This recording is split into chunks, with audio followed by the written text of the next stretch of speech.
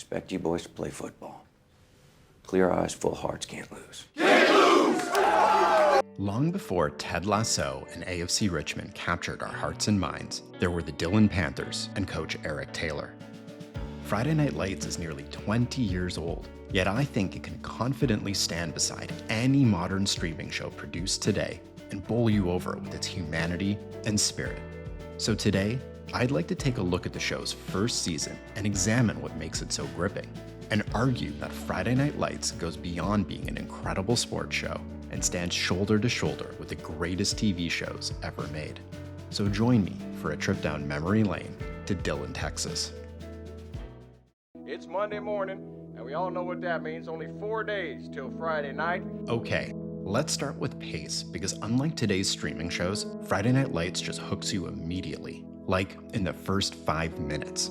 This new coach, Coach Taylor, right? Eric Taylor, that's right. We hear that it's the Monday morning before the first Friday night game. We see the town of Dillon. We hear calls from Dillon residents predicting the team's performance, and it all helps us understand how much pressure Coach Eric Taylor is under. He has stepped into the #1 team in Texas. And then we shift. We see Matt helping his grandma and talking with Landry about whether he'll play this season. Tim and Tyra pass out on the couch, Lila with her family, Jason Street doing TV interviews, Man, this team's the best team. and Smash being Smash. They got me. And just like that, we know everything we need to know about the central drama of the show. A coach with great expectations, a team full of interesting personalities, and a town that is obsessed with football. Throw the ball, son. Yes, ma'am. Air it out. Yes, ma'am. You know you got the skills, you know it right there. Oh, thank you. Except do we? That's a gigantic hit on street. He's down on the ground. He is down. Because the true brilliance of Friday Night Lights is that all these expectations get flipped upside down almost immediately. You know, this is obviously the worst nightmare for a coach, and especially for a parent. This is not going to be an ordinary sports drama. Buzz Bissinger, who wrote the book the show is based on, sums it up perfectly. I knew at that moment that the show was not going to be some schmaltzy drama, but a show with real themes and real characters and as many dreams shattered as realized. Give all of us gathered here tonight the strength to remember that life is so very fragile. We are all vulnerable, and we will all, at some point in our lives, fall. And that's the magic of Friday Night Lights and what makes this show from 2006 so incredible. It's broken, you were right. Call the guy. I'm sorry. It defies our expectations. It's a show about football that's not really about football at all. You're what makes guys like me want to coach. You are a good man. And it's a show that lures you in with simple high school stereotypes and then surprises you with deep and rich storylines. Get out. Like Tim, who has to throw his alcoholic father out of the house. Or Lila, who has to deal with the collapse of her perfect life, makes mistakes, gets bullied, and has to redefine herself. You need to get out of my house till you can learn some respect for your mama.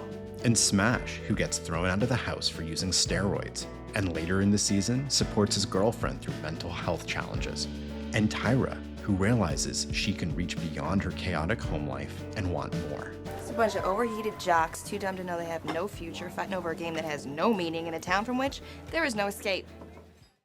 Because Friday Night Lights is really about life in this small Texas town, and it portrays Dillon and its community in a way that is grounded and real and full of heart. Like the storyline featuring Matt's father returning from Iraq and disrupting his life. You know what, actually? Why don't you just go back to Iraq, because things worked out a lot better when you were there. It's heartbreaking because we've spent so much time with Matt. We see how he cares for his grandmother, how hard he works on the field, and it just feels like a complete letdown to see his father want to undo all of it. I hate my dad. But it leads to this heartfelt and deeply moving moment with Coach Taylor. Don't make that mistake. You think about what you just said, you get ready to go come inside, I'll take you home. Yet these storylines don't veer into soap opera territory either, because Friday Night Lights treats every character with empathy and compassion. Like the arc when Smash leads a walkout in response to an assistant coach's racist comments during a TV interview. Look, all we want is equality and respect. We get to see the antagonists of this episode up close. Mac, I know one damn thing for sure. You're the one that integrated this team. As a three-dimensional, imperfect person. I love these boys. I love his team. I'm not going to do anything to stand in the way of it. I'm not going to do anything to hurt it. And we see Coach Taylor stuck in this impossible dilemma. A coach who's done something wrong, but also someone who's devoted his life to this institution. I know what's easy, and I know what's right. Coach Taylor and all of us have to wrestle with this big question. Are people capable of change? Can we forgive? And what does a leader do when he's forced to pick sides? And Coach Taylor makes a courageous decision that not everyone will agree with. First of all, it's a damn shame that we're here this morning. We should be focusing on tomorrow's game. And I'll tell you what, that's exactly what we're going to do, because Mac McGill is going to stay as offensive coordinator of the Dillon Panthers. That's it. Thank you very much.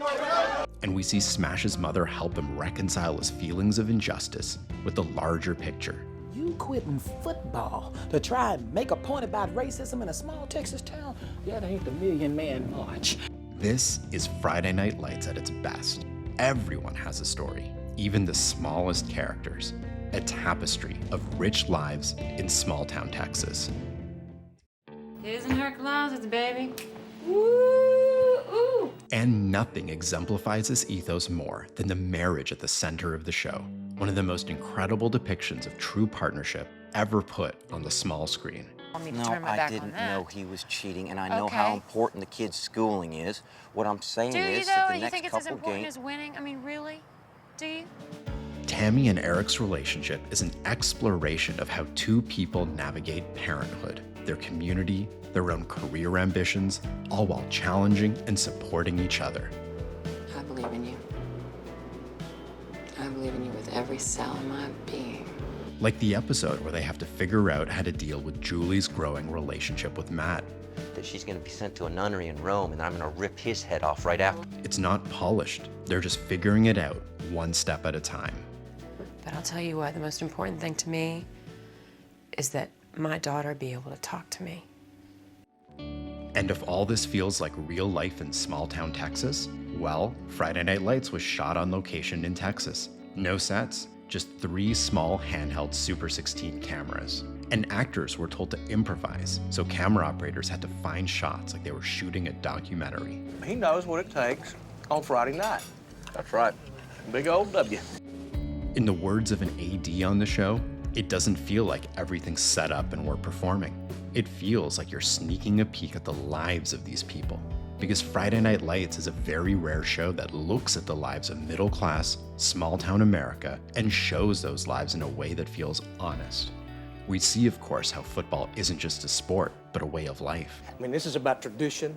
It's about this town. It's about the spirit and keeping this town alive.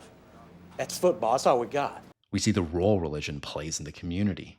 Give these boys the strength to be guided by you and to be vessels for your saving message. And we see the persistent worries about money in the lives of so many of the show's characters. AC, done. Like I said, we need a new unit, $3,000 minimum. Like Coach Taylor, who's 2 losses away from losing his job. If I lose a game, I'm on the road. If I lose a couple more, we're packing our bags. And Tammy going back to work to help with household finances. Matt works at the Alamo Freeze to support his grandmother, and Jason's parents sue Coach Taylor so they can pay their medical bills. Takes care of the debt, right? Saves the house. And look, there's still plenty of football drama along the way. Where would people park? I don't know. And how would you put lights in here? I don't know that either. Like when a chemical leak closes Dillon High and Coach Taylor has to build a new field on a cow pasture. It's a football game. What you need for a football game is a football field, 22 kids, and a pigskin. But half the episodes of Friday Night Lights don't even feature a game of football. Coach Taylor basically lays it all out here during his halftime pep talk during the state championship game. There are a few out there who do still believe in you. Few will never give up on you. You go back out on the field, those are the people I want in your minds. Those are the people I want in your hearts. The real story of Friday Night Lights goes far beyond the team itself. It's about all those faces in the stands. It's about the web of people who make up this tight-knit community. And that's why the real drama in the season finale isn't whether the Panthers win state. They do, of course. But the real drama is whether Coach Taylor takes the job he's been offered in Austin. A lot of you have dreams to play college ball, pro ball. There's nothing more important to me than to help you achieve those dreams. I have dreams too. It has long been a dream of mine to coach a Division I school like TMU. It's the human heart in conflict with itself. That's a line from William Faulkner, one of the American South's greatest writers, who also wrote about the epic struggles contained in ordinary lives. And it's this personal conflict between Coach Taylor's ambition, his devotion to his community, and Tammy's unexpected pregnancy that's the real drama. You are my dream. This baby is my dream. Julie is our dream. I'm living my dream right now. I'm not. And Coach Taylor chooses to stay. I don't want to be responsible, nor do I want to have this baby be responsible for you not living out your dream. But once again, Friday Night Lights flips our expectations because it's not his decision to make. And it's going to be hard. I don't know how we're going to do it, but I know that our relationship means that we can do it. And so season 1 finishes on a bittersweet note with the promise of more stories to come. 2006 is a long time ago, yet the only thing that feels old about Friday Night Lights is a technology. It's a time capsule from an age before social networks and smartphones, to a time when people used to call each other, when you went to the record shop to find new music, and when you hung out at a diner after school just to bump into people. Here's to God and football and 10 years from now, Street. So let's end by talking about legacy. Good friends living large in Texas. Because Friday Night Lights belongs alongside shows like The Sopranos, The Wire, Mad Men, and Breaking Bad. Deeply felt, character-driven dramas that push television forward. Its legacy lives on in the careers it elevated. Kyle Chandler, Connie Britton, Taylor Kitsch, Jesse Plemons, and later, a young Michael B. Jordan. But I'd like to think that Friday Night Lights' biggest legacy is in the shows that carry its spirit, like Ted Lasso. Proof that there will always be room for stories that are earnest, that dive deeply into the lives of characters and tight-knit communities, stories that celebrate the human spirit. You ever think about coaching? Okay, let's do it one more time. Together. Clear eyes, full hearts. Let's go! I'm Kapil. This is Show Me the Meaning. Thank you so much for watching. What? I don't know. That's why I don't know.